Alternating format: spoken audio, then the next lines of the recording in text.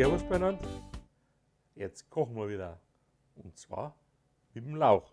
Der ist ab und zu ein bisschen schwer zum Putzen, weil da drin gern die Erden sich sammelt.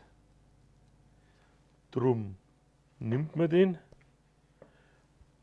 und wenn da die Blätter weggingen, ist es hier so ein V und da schneidet man dann durch.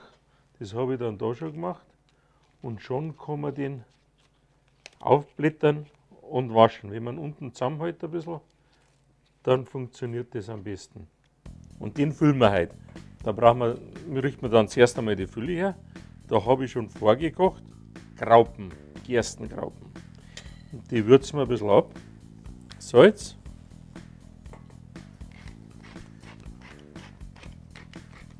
Pfeffer. Prise Zucker.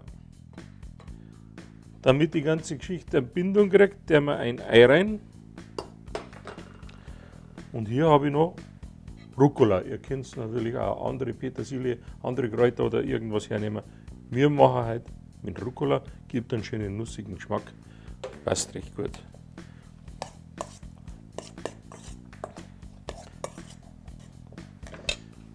Dann haben wir den Lauch gewaschen, in Stücke geschnitten und den habe ich ganz kurz blanchiert.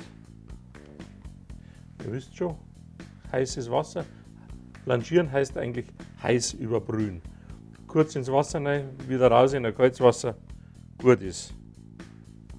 So, dann haben wir das auf einer Seite aufgeschnitten, da tun wir dann die Fülle rein.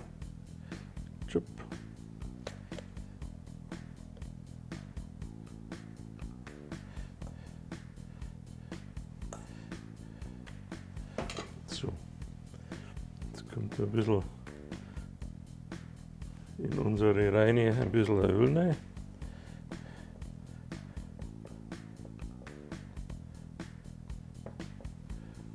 Chop.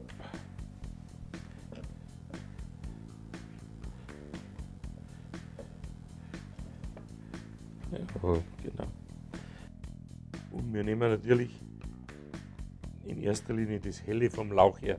Das ist halt feiner wie die ganz grünen Teile.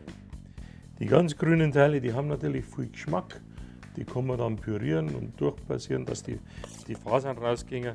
Die nimmt man so für sowas wie Suppen und so her.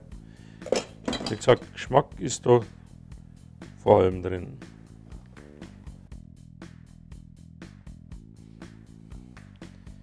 Jetzt tun wir die Reste da drauf.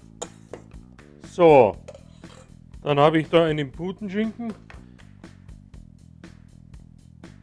den wir da drüber legen.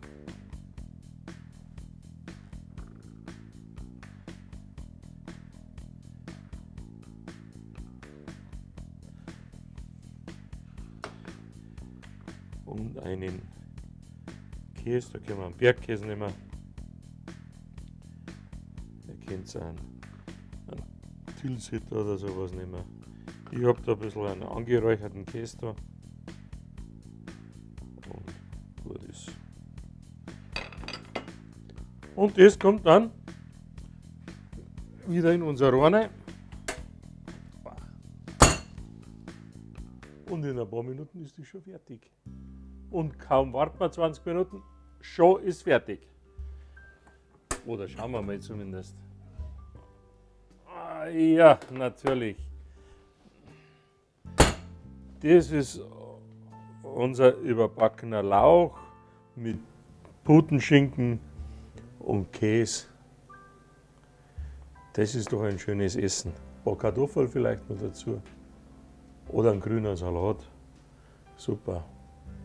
Ich wünsche viel Spaß beim Nachkochen und immer schön aufpassen, was es Neues gibt. Servus beieinander. Johann Basi kocht.